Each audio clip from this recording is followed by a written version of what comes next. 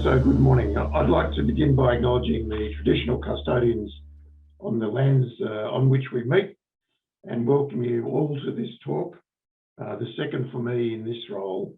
And again, we focus on some of the social aspects of cybersecurity. I know that for many of you, this is a short and busy week.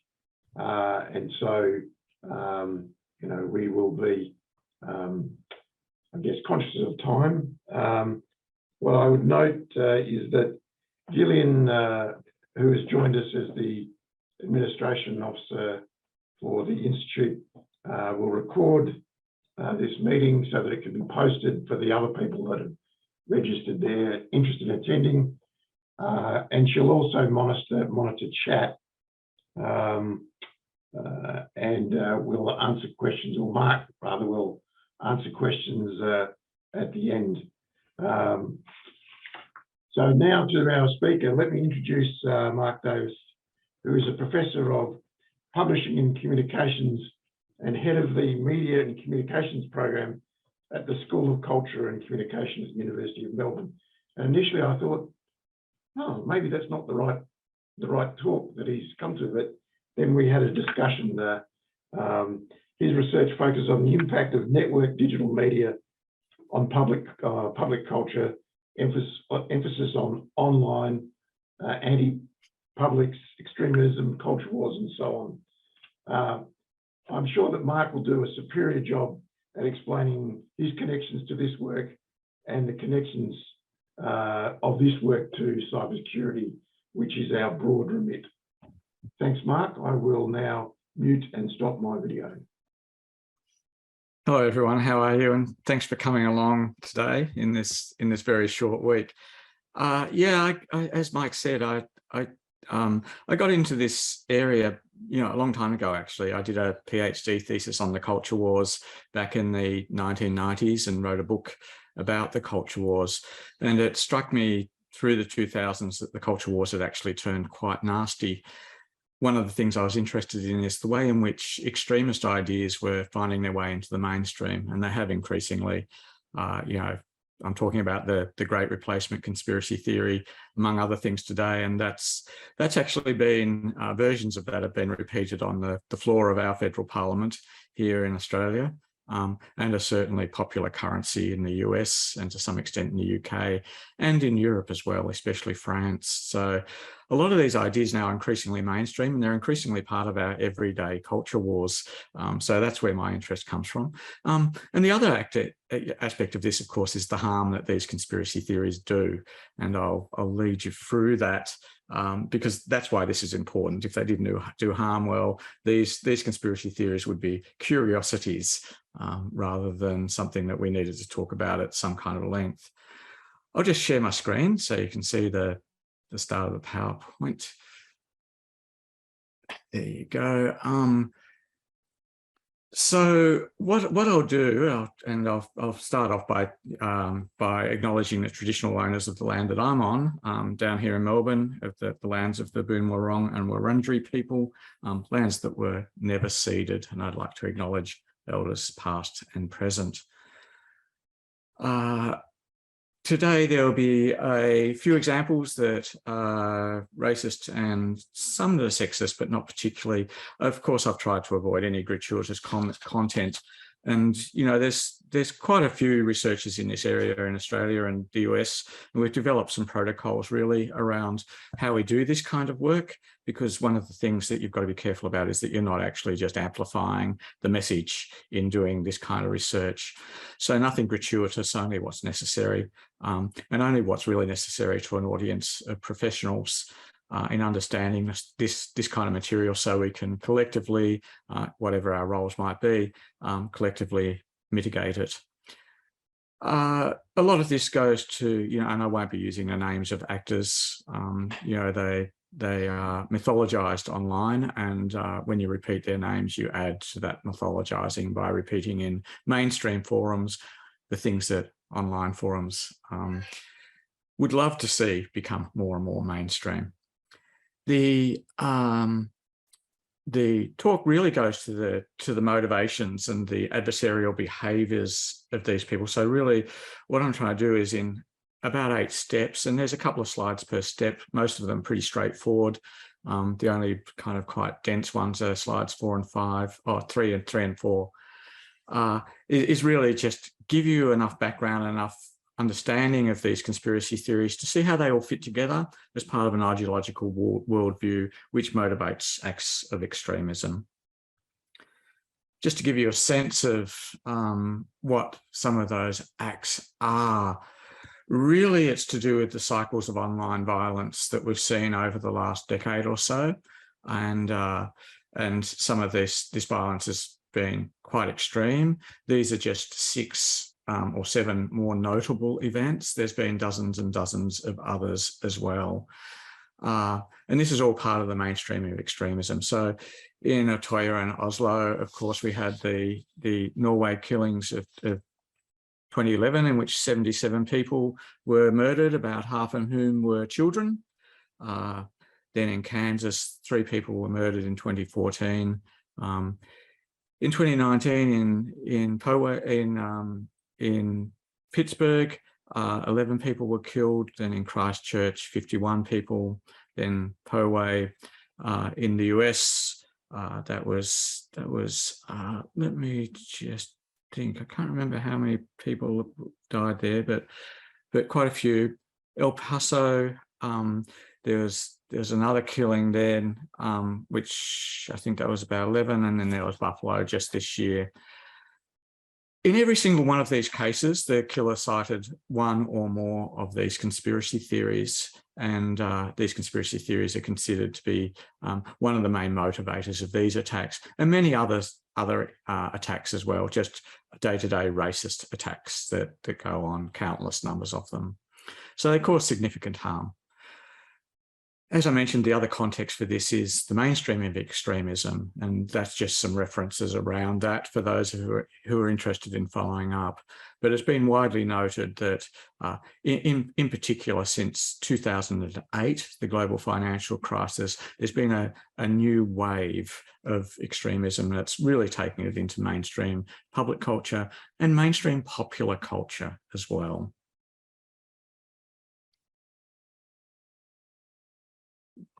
This is a good example of how these things go mainstream. This is Tucker Carlson, who is on Fox News in the US, and he has repeated many times the Great Replacement conspiracy theory. Among other things, relatively recently, he talked about how the Democrats were orchestrating mass immigration to replace white people so that they would win electoral majorities ad infinitum into the future.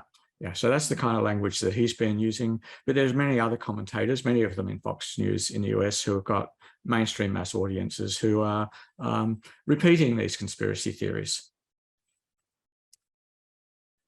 In terms of, that might seem obscure and it might seem like it doesn't have an impact, but this is a pretty reputable survey that was done in 2021 for Time magazine that shows the belief in these conspiracy theories, well, not necessarily directly in the conspiracy theories, but belief that that a group of people is trying to replace native-born Americans with immigrants for electoral gains. So precisely the sorts of things that Carlson has been saying.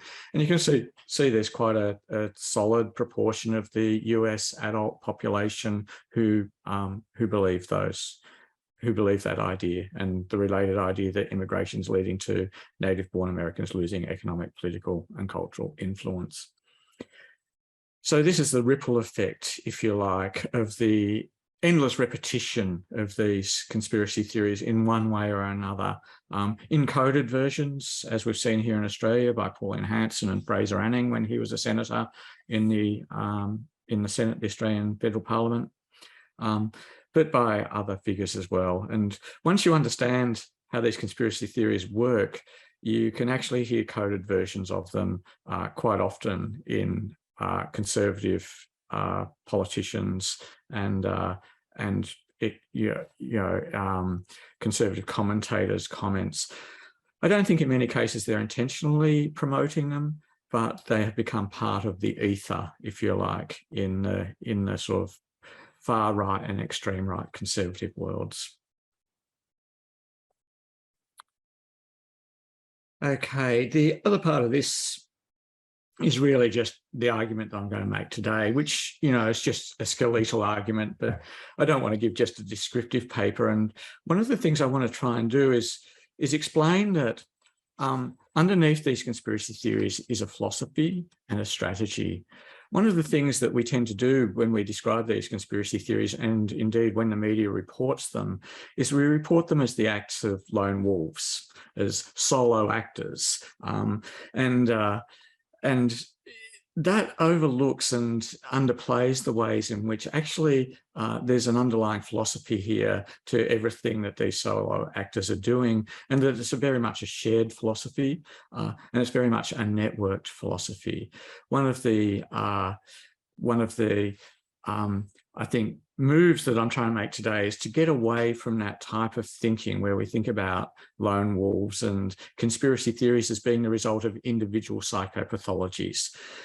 Actually, they're quite strategic, and they're heavily networked. Now, I'm a media person, and so I'm interested in networks, but you can see how networks have made a massive difference and given alternative distribution methods for conspiracy theories that 30 or 40 years ago really would have only circulated in a very cult-like manner. Now they've become much more part of popular culture because of networked media. So understanding how the networks behind these supposedly lone wolf attacks work, and understanding the strategies underneath them as well.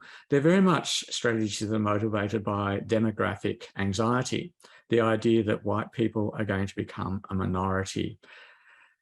What these conspiracy theories do is they give a motivation to what has been a general demographic shift across the West with rising immigration, or rising numbers of immigrants. The rate of immigration stayed pretty much the same, but rising numbers of immigrants and rising visibility of immigrants as well, as immigration's become more a matter of immigrants from former colonies, especially in Europe. So this demographic anxiety attaches a meaning to what has been a demographic change and says, well, this has been a demographic change that's happened because of the actions of a shadowy cabal, a shadowy group. Underneath that is a strategy to kind of shift the clock back. So understanding how that strategy works and how the violent acts that we're seeing are part of that strategy in an attempt to shift the clock back and to reverse some of that demographic change. So as I've said, this aspires towards an alternative illiberal form of governmentality. And that's a word I'm using from the theories of Michel Foucault about governmentality and how we govern ourselves as individuals, as people, and as groups as well. And some of the underlying ideologies that are knitted into the way we govern ourselves. The alternative governmentality that's being proposed by the extreme right is a form governmentality that's motivated by a notion of racial exclusivism, that races should stick to their lane and should stick to their territory. So I'll talk about that in a little bit more detail in a moment. But that's the argument I want to make, is that those aspirations are now playing out across networked media more and more and into the political mainstream. We see a lot of conspiracy theories, and the context here, I just waved goodbye, my wife is just off to work. The context here is, it's not just these conspiracy theories that we're seeing lots of, we're seeing lots of conspiracy theories more generally. And early theories of conspiracy theories linked them to individual psychopathology, but they're increasingly part of popular culture. One group of theorists, Bergman and Jessen, are a couple of examples of this, have done some research and crunched the numbers on this and said, well, you know, where we're finding more conspiracy theories circulating in popular culture are the same places where we're finding more political populism. And political populism has it that a shadowy group of elites run everything, and that we should hand government directly back to the hands of the people.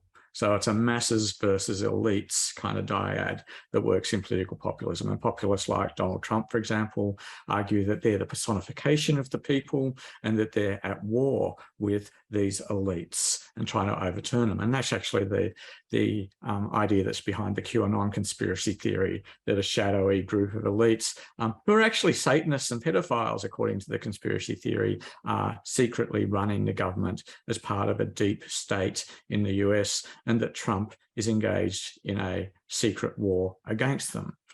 That might sound really far-fetched, but the number of people in the US who believe that conspiracy theory is very significant. And it's one of many conspiracy theories that are being widely believed. You know, this might be conspiracy theories around the plandemic, and as it's being called, and vaccination. It might be conspiracy theories around 5G telephony and the 5G rollout, and that being part of an effort to control us.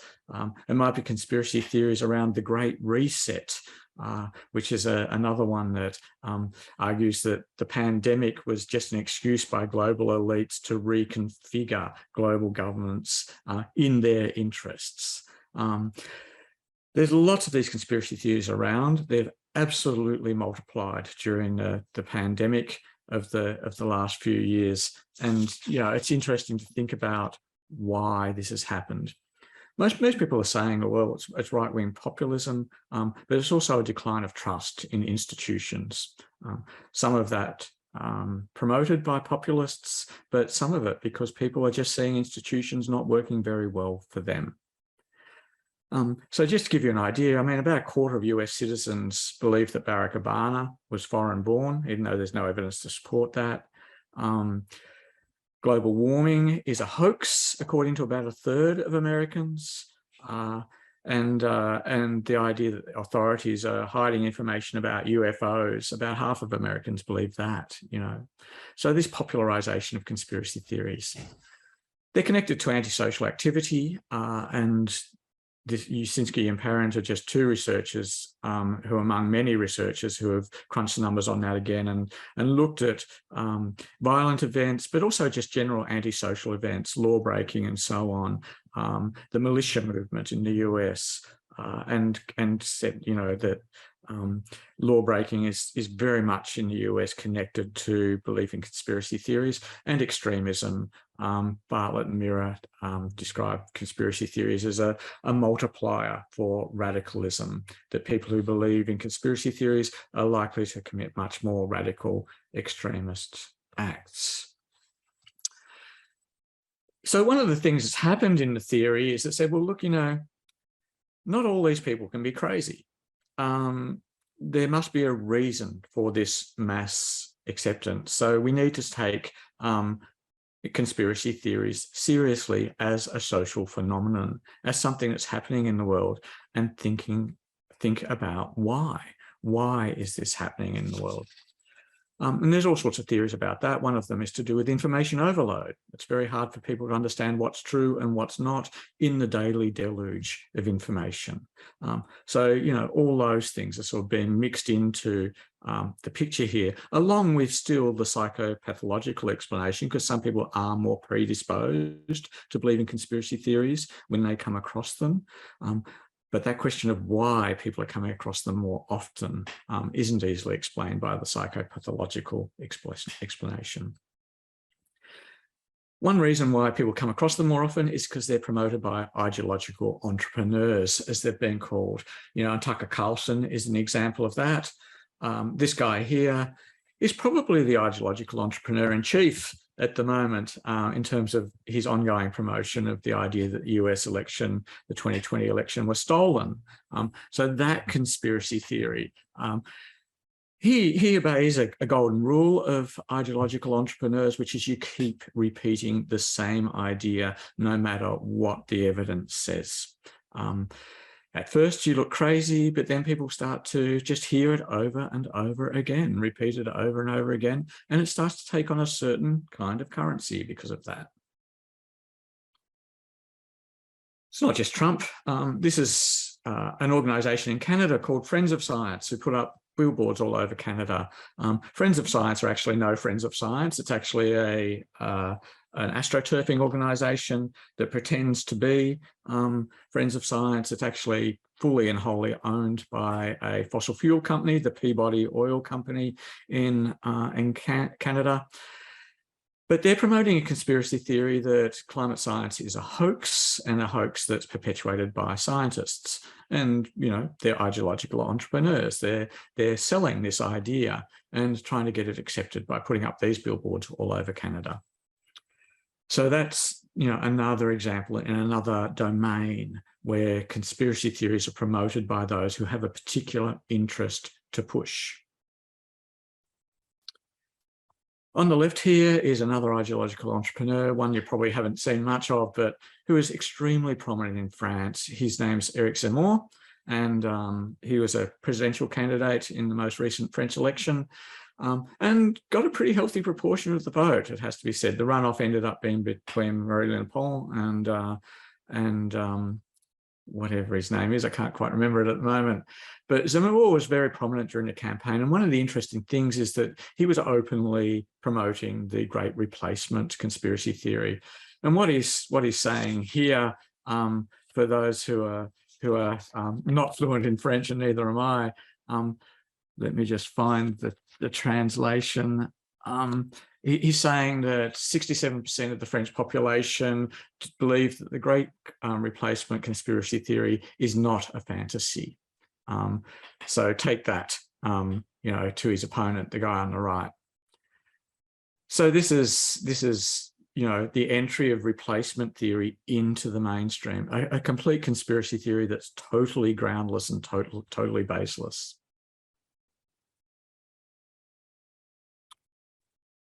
So I'll just whiz through what this conspiracy theory, the Great Replacement conspiracy theory, is and where it comes from.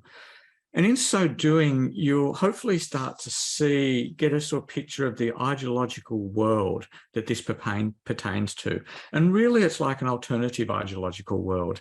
It's a world in which the people who believe in these ideas and belong to it, believe in a whole spectrum of ideas that all fit together and that all become motivators for violence and accelerants, if you like, for adversarial behaviours.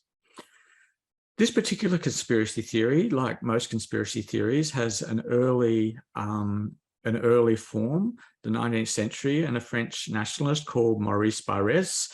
Maurice Barrès was a very, very virulent anti-Semite, and a lot of conspiracy theories have anti-Semitic roots. He believed that French culture and the French population were being displaced by Jews, and that French culture would be overtaken by Jews. And that was a popularly promoted belief by him. He wrote a trilogy of novels about that and spoke publicly about it quite often. He was a prominent figure in the Dreyfus trial that some of you might have some knowledge of, which is a very famous trial where a Jewish military officer was put on trial in France on false pretenses and found guilty.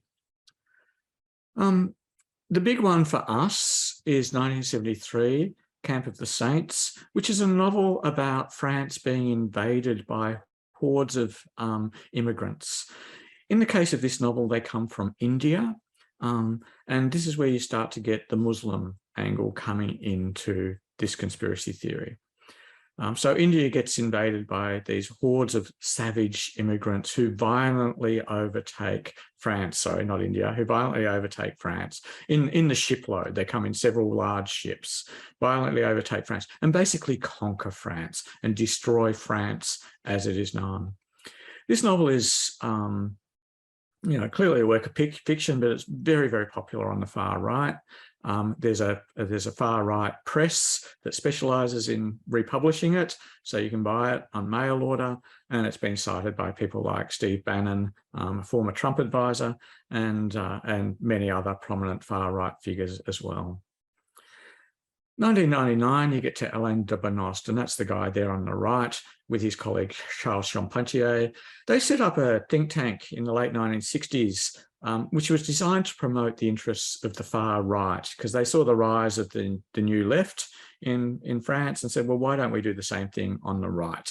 So they were inspired by the New Left, actually, and stole a lot of the New Left's strategic and organisational ideas as well in setting up this think tank. The book that they published, well, actually, it's not a book. It's basically a leaflet, but it's, you know, quite long, several dozens of pages. Manifesto for a European Renaissance. You can find it online if you search for it and download it. And you'll see that it's basically a screed attacking liberalism, and liberalism is regarded as the enemy, the main enemy. And they argue that immigration, globalization, and liberalism have caused the eradication of collective identities and traditional cultures in France. He's a very influential figure. He's probably one of the most influential figures on the right globally today, and he is cited by everyone on the far right. The French New Right and French Nouvelle Droite, as it's called in French, philosophy is influential in the UK, in Australia to some extent, hugely influential in France. And this guy has been a mainstream media figure in France, and also increasingly influential in the US and imported into the US by people like Richard Spencer and others in the alt-right, as it came to be called.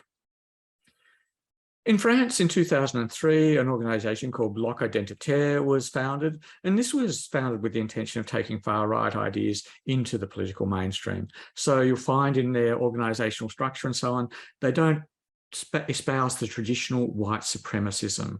What they espouse is an ideology called ethno-pluralism. So de Benoist and his colleagues promote these ideas: identitarianism and ethno-pluralism. Identitarianism is the belief that race and racial identity is an immutable part of who you are.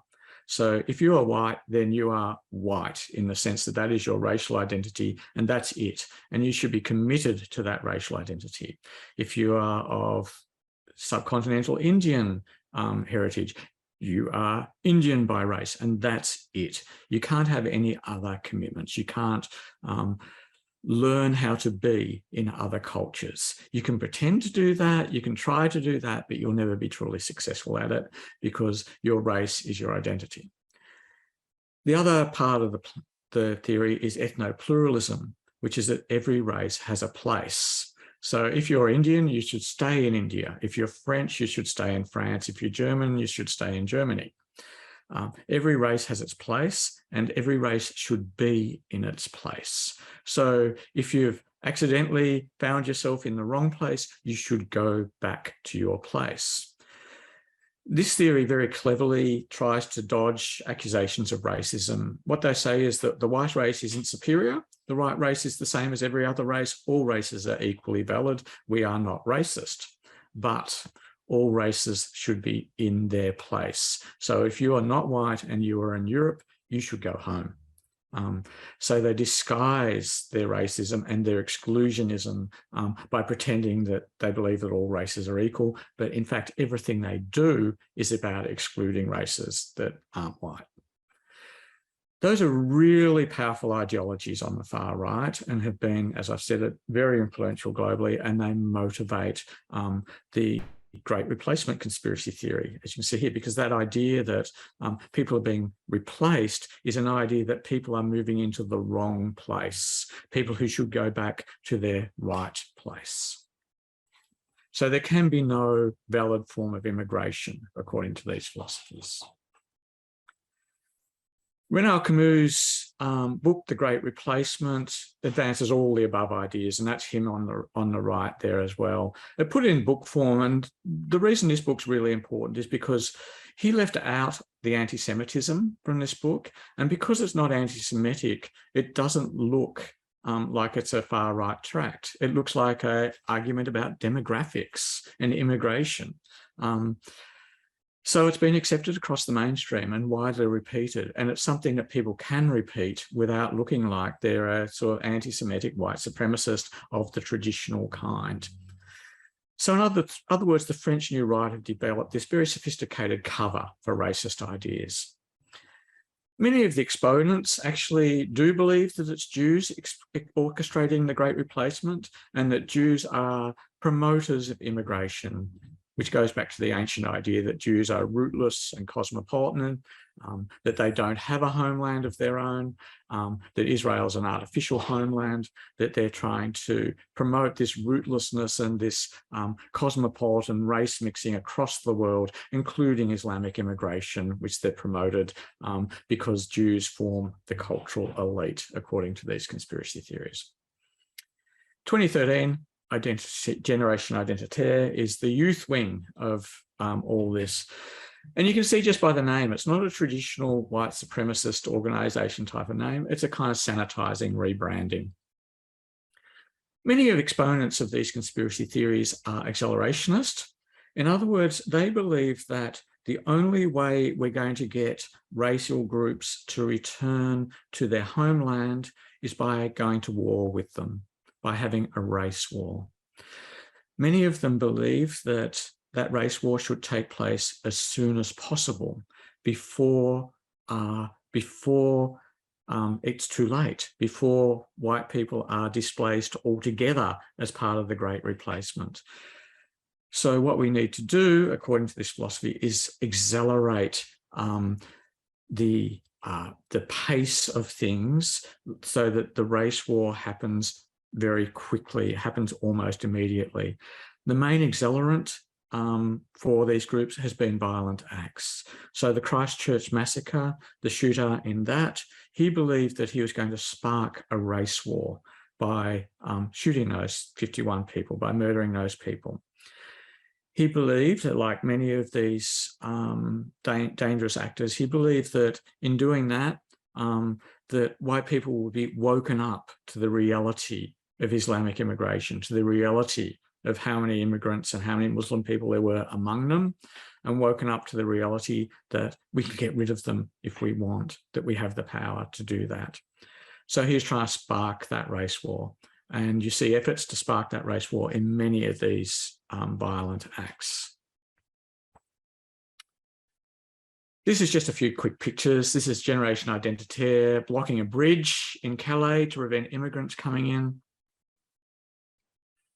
This is the same ideas in the UK.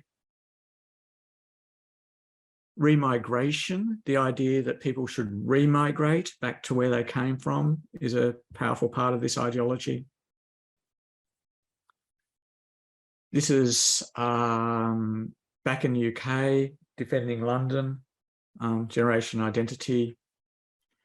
This is in the US, so global movement. This is also in the US. This is Charlottesville 2017, the Unite the Right demonstration, where the marchers, these people here, are shouting, "You shall not replace us," and "Jews will not replace us." The idea that elites are leading are promoting immigration that's leading to replacement. So you being the elites, or Jews being the elites. Jews or you will not replace us. And this is in Australia. So these ideas are in play here as well. And this is Lauren Southern, who's a Canadian alt-right activist who now lives in Australia, actually. She was undertaking this tour back in 2018, Generation Identity, Last Chance. The idea that time is running out. It's very important here. And she's surrounded by a group of well-known right-wing figures there who have been blurred out. The white genocide theory relates to this very closely, but is more a US version of it, dates back to a US Reconstruction and Madison Grant's The Passing of the Great Race. Was first promoted in its present form in 1972 by a neo-Nazi magazine called White Power. But the big book is the Turner Diaries, and that's the first edition there, that lurid red cover. The idea behind the Turner Diaries, it's a novel, it's written from the future back into the past. It's written after the race war has taken place and been won by white people. And it reflects on how the race war was won. It reflects on the battles that those fighting the race war had to fight. You know, one battle was against the US government who wanted to take all their arms, for example. And when I hear in the US, the National Rifle Association and its supporters complaining about government potentially taking away our weapons, I hear echoes of the Turner Diaries because it has been so influential right through the US far-right movement. Extraordinarily influential book, cited by just about everyone, including many of the mass killers that we talked about. The other figure is David Lane, the White Genocide Manifesto, which he wrote while in jail in 1988 after he was implicated in the killing of a Jewish radio announcer. He spent the rest of his life in jail. He also wrote the 14 Words, which is a very famous far-right mantra, and which is cited by just about everyone on the far right. Again, you know, a hugely popular idea. Let me just repeat it to you. I haven't put it on the slide. I'll repeat it to you. I just want to make sure that I get it right. We must secure the existence of our people and a future for white children. So those are the 14 words.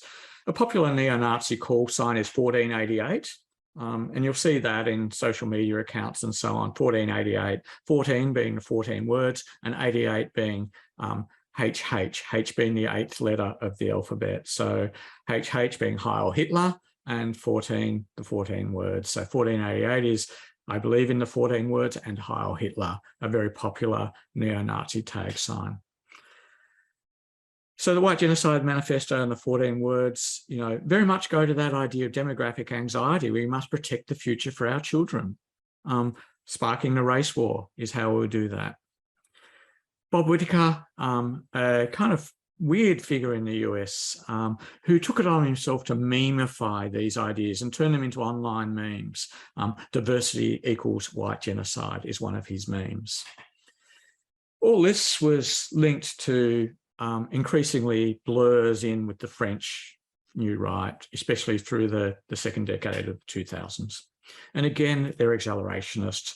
You know, they saw, for example, the Black Lives Matter demonstrations in 2020. Whole lots of far-right activists showed up for that, thinking it might be the spark for the race war, because white people would think the black people are rising up against them and would fight back. So they were there with their arms at the demonstration, ready to fight back. The US Capitol riots in 2021 in January, they were very much infiltrated by figures who thought that was going to be the start of the race war. Not the majority of those people, but certainly there were groups there, the 3%ers, Proud Boys and others who believed it might be the beginning. And this is just a quote from David Lane to give you an idea of the flavour of his philosophy. There's Bob Whitaker. He ran for president in 2015. His campaign, it sort of fizzled out, but diversity is a code word for white genocide. And this is part of his campaign materials. So he's openly campaigning on this in a presidential campaign. This is just one. I've got a whole collection of memes from 4chan and other sources that link Jews to the mass immigration, to the replacement. The idea that there's a Zionist occupation government, that's another conspiracy theory that's closely connected to the replacement conspiracy theories. The third conspiracy theory is Eurabia, which we don't hear much in Australia. And this is promoted by two figures, Ariana Fallaci, but especially a woman by the name of Batyor, that's actually a pseudonym for a, what's her name? Littman? Giselle Littman, I think her name is. This is just the idea, and you can see the cover of the book there. The green areas is the land of Islam on that cover. So the conspiracy theory here is that European elites have worked in conjunction with Arab elites to promote the mass immigration of Muslims into Europe as part of a plan to Islamify Europe and impose Sharia law across all of Europe. So that green land on the cover there, that's the land of Islam and the land of Sharia law. Batyor calls this dimitude, this process. So Europe is the land of dimitude. That might seem absolutely crazy as a conspiracy theory, but actually it's been taken up right across the spectrum in a whole range of novels by reasonably respectable figures on the conservative right. People like Robert Spencer and Pamela Geller have adopted sanitized versions of that idea for books that have sold really, really well through Europe. Fjordman there, he is a Norwegian blogger, and he was the blogger that was being read by the killer in Norway and was an inspiration for the killer in Norway. As a blogger, Fjordman has promoted this conspiracy theory very heavily. There's The Spectator, and just to give you an idea of how mainstream these conspiracy theories can be, you know, that's a newsstand magazine in the UK. And this, of course, is the Norway killer. He mentioned the Eurabia conspiracy theory 174 times in his online tract. This is just a quick quote from Michel Foucault, which is kind of not practically relevant in a direct sense, but what he's talking about is technologies of biopolitical control that people mobilize, that governments mobilize in an attempt to control their population. In the book where he talks about this, which is this book, which is Society Must Be Defended, he talks about how these ideas are taken up by the far right as part of their attempts of biological population control. Because a lot of this goes to fertility. The idea behind the Eurabia conspiracy theory and the Great Replacement conspiracy theory is that white people are being not just crowded out by immigration, but are being outbred. That Muslims supposedly, and it's not actually true, but Muslims supposedly have many, many more babies than white people. And because of that, their population is going up while white population is going down. And part of the reason white population is going down is because of feminism. It's because of women working. It's because of women not taking up their traditional gender roles. So there's a really, really anti-feminist and quite misogynist line of thinking that runs through this that says women should return to their traditional gender roles. So that idea of biopower that Foucault mobilizes, that's deeply built into these conspiracy theories, because part of them is the idea that we not only need to control the population of immigrants by sending them back home, we also need to control ourselves. Men need to be virile, they need to be good fathers and have lots of children, and women need to be subservient wives and have lots of children and be good mothers at home. Tradwives is the idea that's used. So the men's rights movement and the far right have found a lot of common purpose over the last 20 years. So this is all part of a logic of demographic warfare, which works at every level. And that's where Foucault is useful, for thinking about how these violent events are part of a much bigger demographic strategy to rebuild white race as a proportion of the population by sparking a race war through violent acts. So when we think of them as lone wolf, we underplay the extent to which there's a strategy going on here. And there's plenty of evidence for this strategy. It's not just a conspiracy theory in its own right. Researchers like me and many others find the evidence in terms of the things that these conspiracy theorists say when they're in their online forums and so on, what their strategies are. The strategy actually that underpins the lone wolf theory is actually a strategy that's called leaderless resistance. And this strategy of leaderless resistance has been promoted by conspiracy theorists like David Lane, who argued that, you know, traditional organizations like the Ku Klux Klan didn't achieve their objectives because they're too visible. What we need to do is adopt a strategy where actually we have small cells even solo actors who are radicalized, and the internet is the perfect medium for doing that, who are radicalized and who radicalize themselves by the materials that they see and are then inspired to go out and commit violent acts. In every single case here that I've mentioned of the violent acts, each actor has been inspired by the previous manifesto, as they've been called, which is another term that glorifies, I think, right-wing violence. I prefer to call them just tracts or documents. Those tracts or documents play a big part in radicalisation. So it's not just Lone Wolf and the crazy manifesto, it's actually a strategy of leaderless resistance. This is all very exhilarationist, as I've said, and these are just a couple of exhilarationist memes that are widely distributed through far-right forums. You know, where will you run when the lights go out? And the paramilitary guy with the Nazi black sun, the neo-Nazi black sun symbol behind him there, signifying a race war is coming. War is to man what maternity is to woman. Men should be out fighting the race war. Good white men should be out fighting the race war, not promoting diversity. You're a race traitor if you promote diversity, and women should be in the home being maternal. So this is all networked. This is really the last slide. The right-wing extremist movement is no longer face-to-face, it's digitally networked. They're still face-to-face organisations, but they link online as part of what Andrew Chadwick calls hybrid media. And hybrid media events, you can understand the killings and so on as hybrid media events that bring together online and offline actions. So we've moved from thinking about lone wolf to thinking about leaderless resistance and the network strategies, the manifestos and how they spark cascading cycles of copycat events.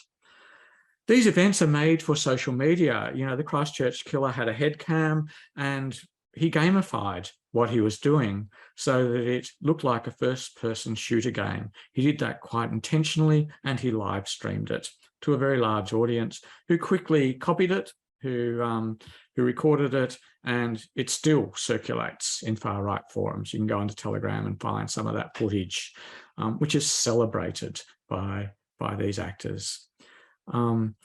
So that mediatization, and his manifesto was designed, that's a picture of the cover there, his manifesto was designed to, and you see he calls it the Great Replacement, was designed to go viral in mainstream media. It's full of little in-jokes and it's full of things that journalists won't get.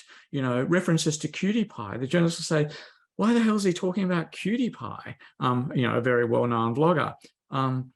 He's talking about Cutie Pie because he knows in talking about Cutie Pie, journalists will wonder why he's talking about Cutie Pie and promote his manifesto in mainstream media in so doing. This is all part of the ripple strategy, the publicity strategy that's used by right-wing extremists today. And we need to be very careful to avoid becoming dupes of that strategy if we're a journalist or indeed if we're an academic. So they feed into the mainstream.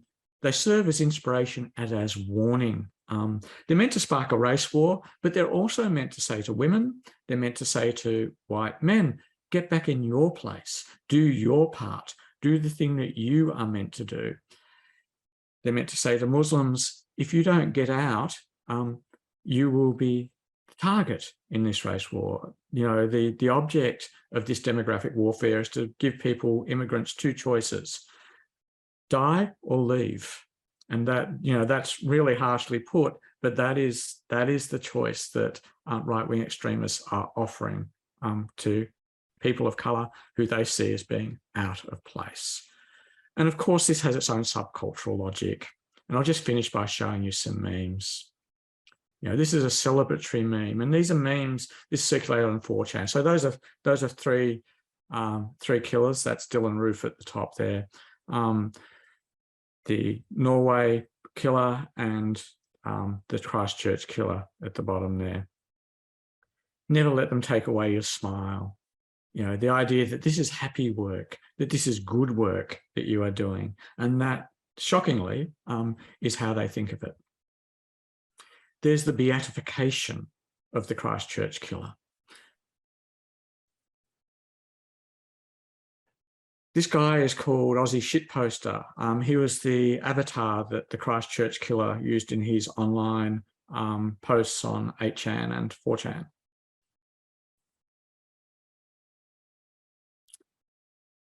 There's Aussie Shitposter with a hat saying hashtag pray for Christchurch, heavily ironic, really toxic and nasty. There's Aussie Shitposter in his characteristic pose behind the keyboard, but with the Christchurch killer's face swapped over for his. This is just 4chan celebrating itself. This is a meme that I took from 4chan. And this is part of the gamification of this. And this footage from the massacres has been reskinned in all sorts of games. This is a first-person role play. Here's another one. Your new task is to kill 49 Muslims. And here's another one. There's dozens and dozens and dozens of these. So what's to be done about this? There's technological solutions which work partially, machine learning and other kinds of filtering and so on. There's deplatforming. Deplatforming does work. There's legal and policing. There's educative measures. But I think the big one is destroying the business model of the ideological entrepreneurs who promote these conspiracy theories. They don't just promote themselves, they are in plain sight today, circulating in the mainstream, and that needs to be strongly censured. Thank you. Thanks, Mark.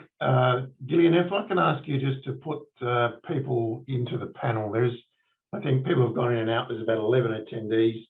Aresh has got a question, but look, given that we've got a small amount of time, I'll ask mine first, which I think you answered in the last little bit. So what I've taken is that we can accept the premise, your premise, that the conspiracy theories have a deliberate basis, and it's the networking of them that makes them dangerous. So I think that's my take from the cybersecurity or network security piece. So then the question is, what can network security do? And you've started to answer that, deplatforming and so on. How do we balance that from a comms and media perspective against what are sort of the liberal freedoms of speech and communication is really the question. I think we can say that there is no, if what you say is correct, then there's some identifiable fingerprints to these things, which machine learning or something else can readily identify and then take some proactive action. But where do we sit with that balance is the question. Yeah, that's right. It's a really difficult one. And with a colleague, I've been working on we've got an ARC grant that's looking at machine learning and looking at word recognition and keyword recognition. And it's been a really devilishly hard task coming up with the lexicon.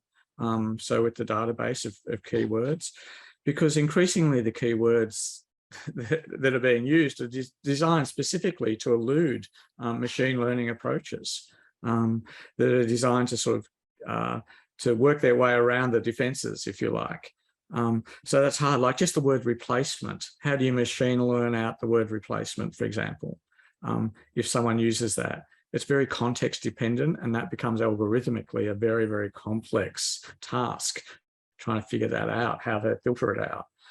And the other part of it is, of course, freedom of speech. And I'm pretty open about freedom of speech. I'm a strong believer in freedom of speech. But where we get into dangerous territory of freedom of speech is where we get into hate speech and open vilification.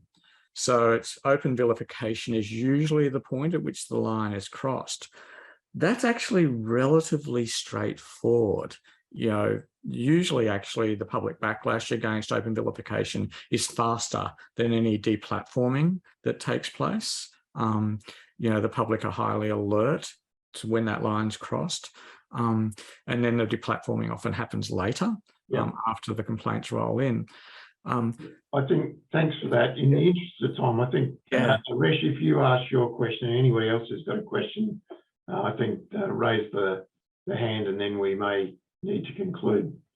You've got the floor, Suresh. Yeah, so my question, thanks for a very interesting talk. So my question is really about whether we have any studies to have some numbers in Australia about the general population or representative sample population believing conspiracy theories like the US numbers. But because I always hear the US numbers being referred to for this type of studies, it's whether we have any in Australia. Yeah, we don't have any real data on it, which is really unfortunate. Because in the US, you've got a lot of foundation-funded organisations like Pew, for example, that constantly poll around this conspiracy theory belief. In Australia, we don't have that kind of foundation-based research going on, and it's really time-consuming and expensive to do.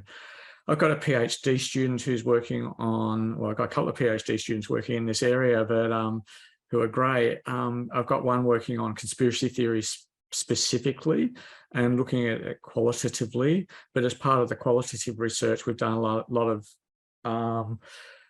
time period delimited surveys of activity on various social media platforms like Telegram. And I can tell you the level of activity is absolutely astronomical. There are a number of forums which I could lead people to where there's just constant intense activity, especially around COVID conspiracy theories. And some of that's died off since February when it peaked, because we tracked it through its peak. But it's still out there and in significant numbers of people. There's been a bit of research around QAnon belief in Australia, and someone published an article about levels of that in The Conversation. So if you just search QAnon in The Conversation platform, you'll probably be able to find it. So they've put some numbers around QAnon belief, but that's about the only stuff I've seen. Yeah, and that's significant. In fact, Australia's right up there with the US in terms of QAnon belief. One more thing that I noticed is perhaps that a lot of in terms of solutions, we're always focusing on English language when we're detecting these, but lots of conspiracy theories are also going around in other languages, and sometimes they have more serious impacts. Yes, that's right. There's absolutely, and there's a lot of closed forums where stuff circulates. For example, WhatsApp, where it's very, very hard to understand what activity is taking place because it's all encrypted and it's all private. The conversation, you have to be part of the group and the group's members only to hear the conversation. And you don't know the group even exists until you're referred into it. So it's really hard to track some of that stuff. And a lot of that stuff on WhatsApp is foreign language stuff. Yeah. Thank you. Yeah.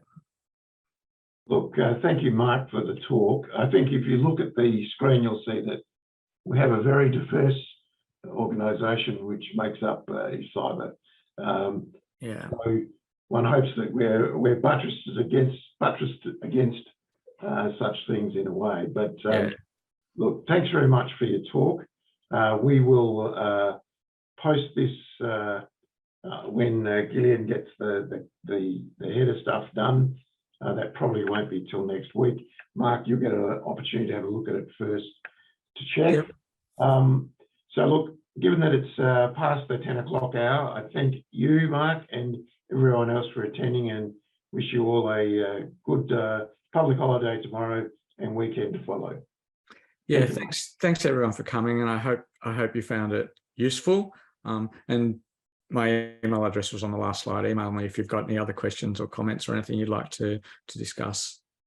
Thanks very much.